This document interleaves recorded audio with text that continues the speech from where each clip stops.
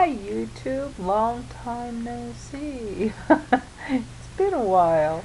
I have been really busy lately. Just the homeschooling and doctors and all that.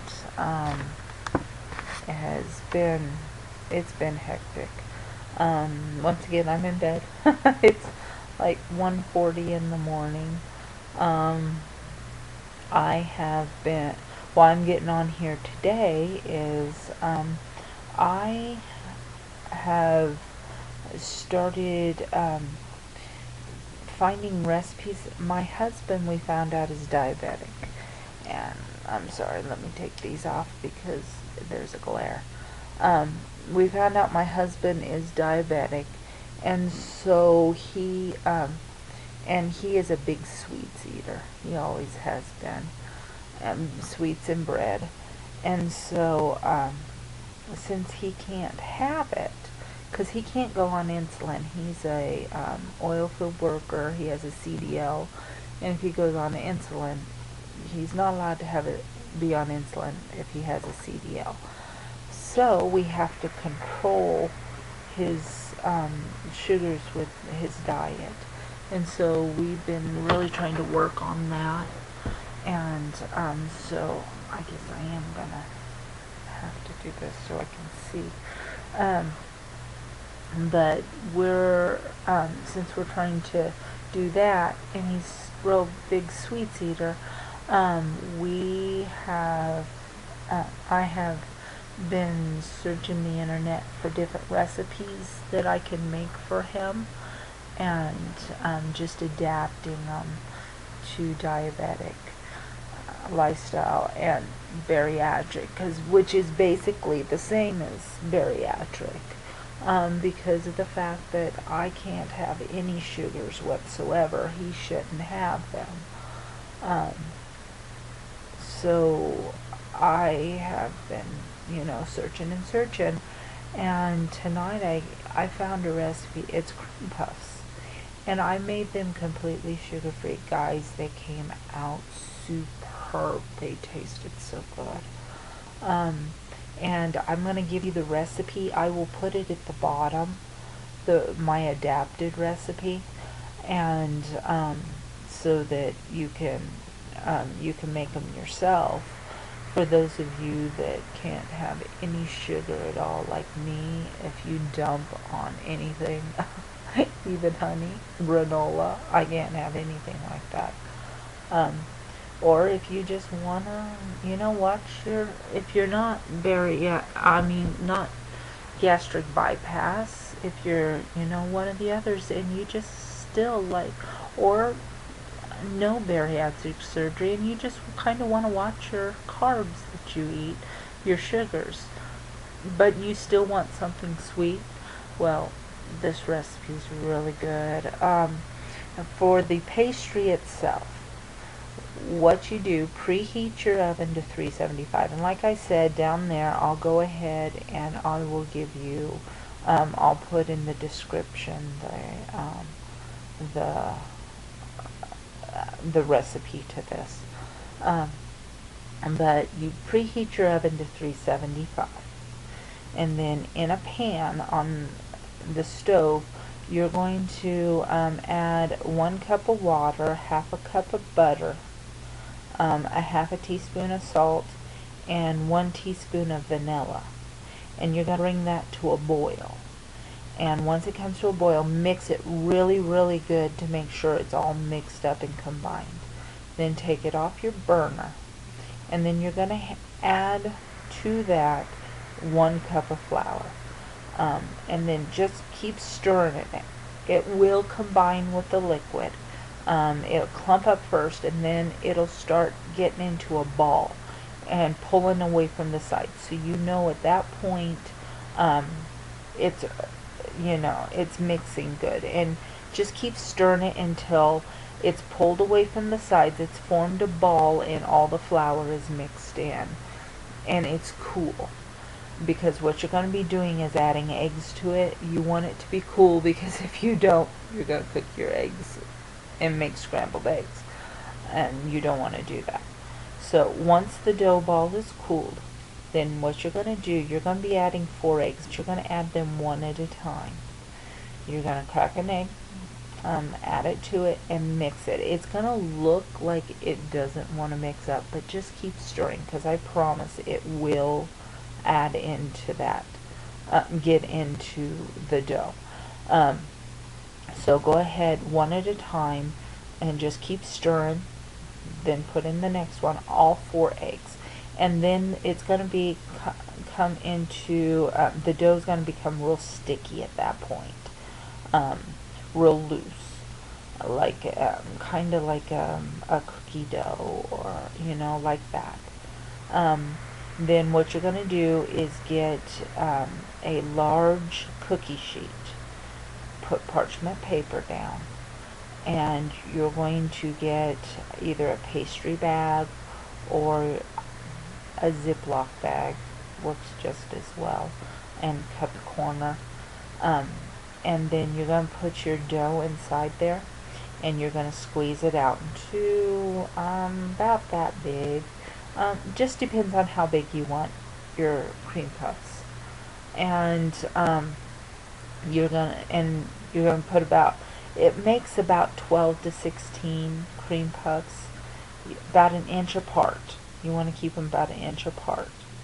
And you're going to put that, once you get it on the cookie sheet, now you're going to put that into your 375 oven for 30 minutes. At 30 minutes, you're going to turn it down to 300 for 20 more minutes. Do not open the door at all. Don't peek. Don't touch that door, because you don't want any of that heat coming out, or what you will do is deflate those pastries, and you need them to be hollow inside. So do not open the door at all. Then after a total of 50 minutes, the 30 and then the 20, pull them out, let them cool. While they are cooking in the oven, I made my own pudding. Or you can, if you want easy, quick, you can do store-bought, the sugar-free vanilla pudding, or if you want chocolate pudding. But I actually made my own, and it's not that difficult to do it, guys, to make pudding. What I did was I adapted a recipe that I had found for a chocolate pudding. I adapted to bariatric, and I made it a vanilla. And what you do is on the stove, in a pan, a non-stick pan, you stir together a half a cup of sugar. You're going to put 2 heaping tablespoons of flour, and you're going to, if you want it chocolate, you can also add cocoa, which a heaping tablespoon of cocoa. I would actually do 2 heaping tablespoons of cocoa if you wanted a little more chocolatey, because it doesn't make it that chocolatey, is what the reviews at the bottom said, with just 1 tablespoon. And you mix those really well together. If you don't want chocolate, you want vanilla, leave out the cocoa. And then put your stove on a low heat, and you're going to slowly add in 2 cups of milk. I use the fat-free milk because I cut out the sugar, and I've also cut out the fat out of it. It's not carb-free at all, and it's not completely fat-free, because you have a half a cup of butter are going to be putting, because okay, in the dough itself you have the half a cup of butter, but in the pudding I cut out the butter, because just kind of cut back a little bit and do use fat-free milk. It cuts out some of the fat. You know, it makes it a little healthier. If you don't mind the fat, throw it in, guys. Do whole milk if you want. But I just cut it back on the fat is what I did. And then what you're going to do, like I said, slowly add in and you want cold milk, because if you add cold milk to that flour, it's going to dissolve the flour better. It won't clump up on you if you do cold. I don't know why that works, but it does. If you do cold, even if you're making a gravy, if you do your roux and then add in cold milk, you won't have lumps.